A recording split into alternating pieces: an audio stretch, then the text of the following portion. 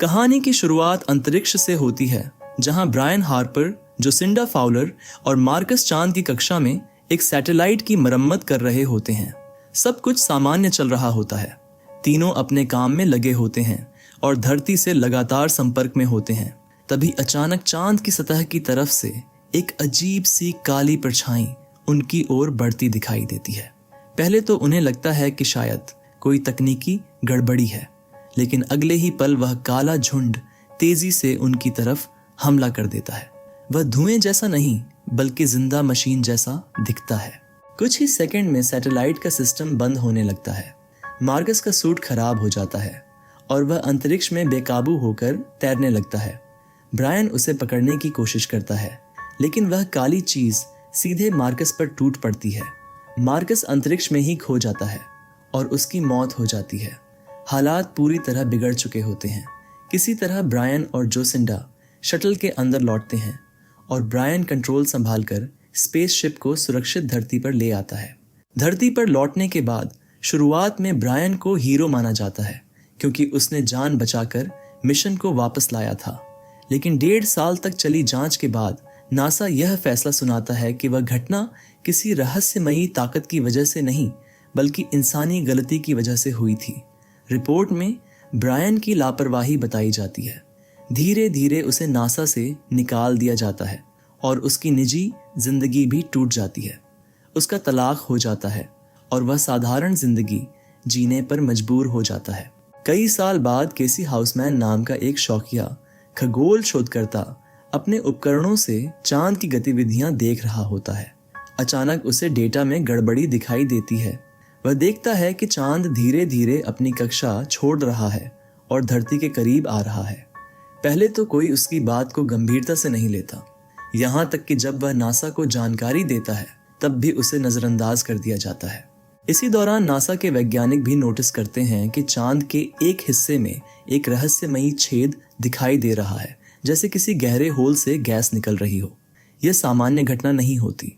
तुरंत जोसिंडा को emergency meeting के लिए बुलाया जाता है। बड़ी स्क्रीन पर चांद का बदलता हुआ ऑन ऑर्बिट दिखाया जाता है और बताया जाता है कि अगर यह सिलसिला जारी रहा तो कुछ ही हफ्तों में चांद धरती से टकरा सकता है। उधर केसी सोचता है कि नासा को सच कैसे बताया जाए। उसे पता चलता है कि एस्ट्रोनॉट डे मनाया जा रहा है, जहां ब्रायन आने वाला है। वह वहां पहुंचकर ब्रायन से मिलता है और उसे चांद के ऑर्बिट बदलने की बात बताता है, लेकिन ब्रायन भी उसकी बात पर यकीन नहीं करता। इसी बीच ब्रायन का बेटा गैर कानूनी रेसिंग करते हुए पकड़ा जाता है और कोर्ट उसे 1 हफ्ते की सजा दे देता है। ब्रायन की निजी जिंदगी और भी उलझ जाती है। तभी नासा के डायरेक्टर को साफ डेटा मिल जाता है कि चांद सिर्फ 3 हफ्तों में धरती से टकरा सकता है, बल्कि उससे भी कम समय में।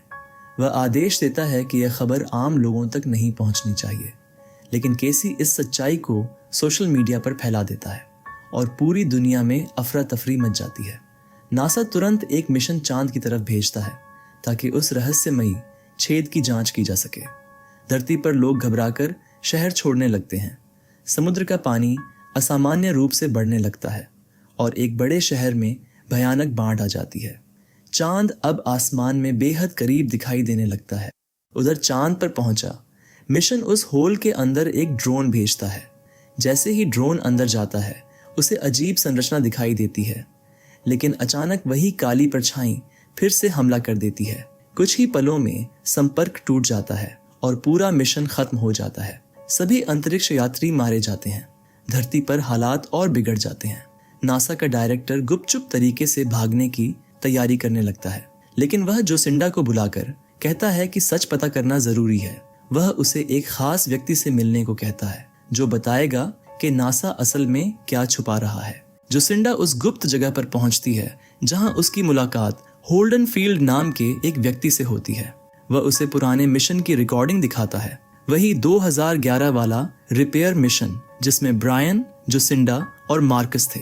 स्लो मोशन में वह क्लिप दिखाई जाती है जहां साफ दिखता है कि वह काली परछाई असल में लाखों छोटे छोटे नैनोबॉट्स का झुंड था। होल्डन फील्ड बताता है कि यह पहली बार नहीं है। साल 1965 में भी चांद पर एक अजीब संरचना मिली थी, लेकिन नासा ने उसे छुपा लिया था। उस समय भी यही तरह की गतिविधि देखी गई थी। ये टेक्नोलॉजी इंसानों से कई हजार साल आगे की है। वह आगे बताता है कि 2011 का मिशन उसी चीज से जुड़ा हुआ था। नैनोबॉट्स किसी बड़े सिस्टम की रक्षा कर रहे हैं और जो भी उसके करीब जाता है उस पर हमला कर देते हैं। अब चांद के अंदर कुछ बदल रहा है और वही बदलाव उसकी कक्षा को प्रभावित कर रहा है। इसके बाद जोसिंडा मिलिट्री के साथ मीटिंग करती है, जहां उसका एक्स हस्बैंड जनरल डग डेविडसन भी मौजूद होता है। मिलिट्री का सीधा प्लान होता है कि अगर चांद खतरा बन चुका है तो उसे न्यूक्लियर बम से उड़ा दिया जाए, लेकिन जोसिंडा जानती है कि ऐसा करना और भी खतरनाक हो सकता है। दूसरी तरफ ब्रायन और केसी आपस में बात कर रहे होते हैं। केसी साफ कहता है कि तुमने एलियन टेक्नोलॉजी देखी है, वह कोई प्राकृतिक घटना नहीं थी।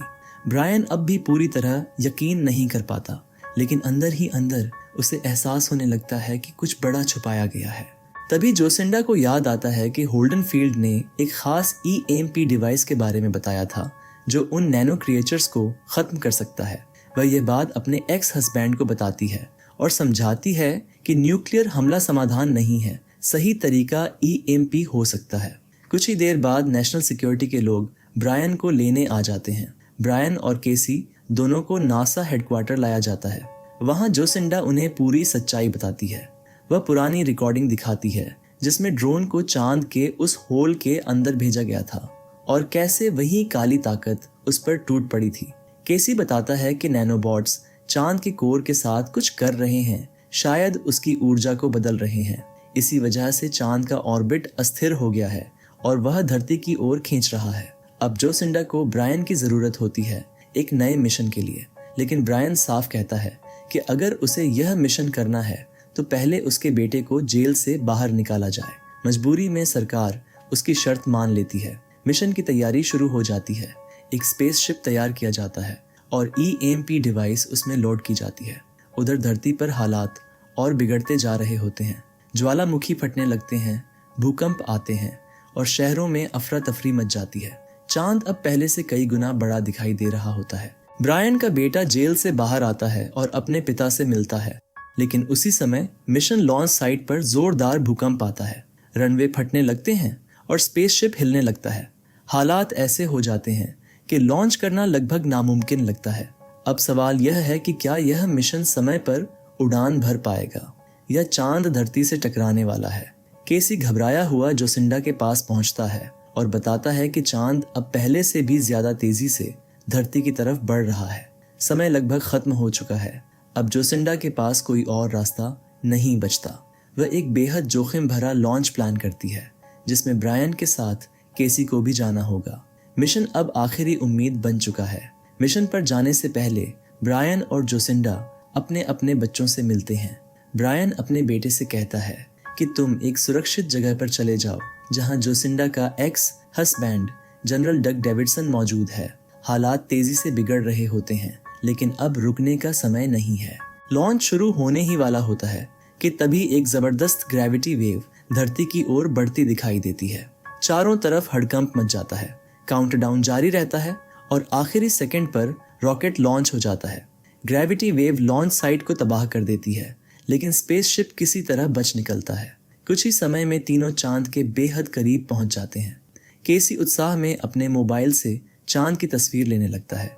तभी अचानक वही नैनो क्रिएचर्स सक्रिय हो जाते हैं। ब्रायन तुरंत उसका मोबाइल बंद कर देता है और जहाज के सिस्टम को शील्ड कर देता है। क्रिएचर कुछ देर मंडराते हैं और फिर गायब हो जाते हैं। उधर धरती पर जनरल डग बच्चों को ढूंढ लेता है और उन्हें सुरक्षित जगह पर ले जाता है। स्पेस में ब्रायन जहाज को सीधे उस रहस्यमयी होल की तरफ मोड़ देता है। अंदर पहुंचते ही वे एक अजीब और विशाल संरचना देखते हैं, मानो कोई कृत्रिम दुनिया हो।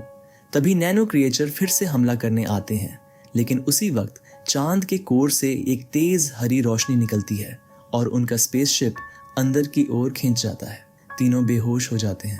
धरती पर मिलिट्री न्यूक्लियर हमला करने की तैयारी शुरू कर देती है क्योंकि उन्हें लगता है मिशन फेल हो चुका है। होश में आने पर केसी और जोसिंडा देखते हैं कि ब्रायन गायब है। दोनों उसे ढूंढने निकलते हैं। उधर ब्रायन की आंख खुलती है और वह खुद को एक अजीब सी जगह पर पाता है जहां उसके सामने उसके बेटे जैसा दिखने वाला एक अस्तित्व खड़ा होता है। वह बताता है कि उसे बनाया गया है। फिर वह पूरी सच्चाई बताता है। हजारों साल पहले इंसानों की एक उन्नत सभ्यता थी जिसने एक शक्तिशाली एआई सिस्टम बनाया, लेकिन वही एआई बगावत कर गया और उसने अपने ही निर्माताओं को खत्म करना शुरू कर दिया।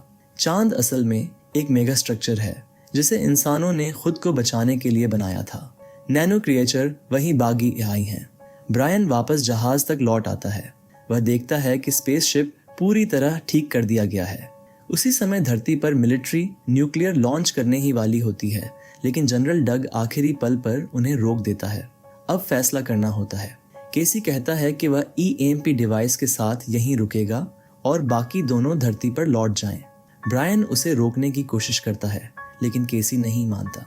वह ईएमपी बम वाले मॉड्यूल को अलग कर देता है और खुद अंदर बंद हो जाता है। जैसे ही नैनो क्रिएचर हमला करने आते हैं, केसी ईएमपी एक्टिवेट कर देता है। एक तेज रोशनी फैलती है और सभी क्रिएचर खत्म हो जाते हैं। चांद स्थिर हो जाता है और धरती बच जाती है। कुछ समय बाद सब धरती पर मिलते हैं। ब्रायन का बेटा केसी के बारे में पूछता है।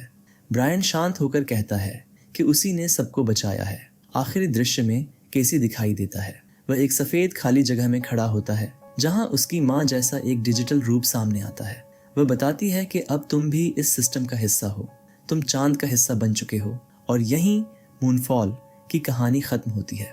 वीडियो पसंद आई तो लाइक कर देना, चैनल को सब्सक्राइब कर लेना। मिलते हैं अगली वीडियो में।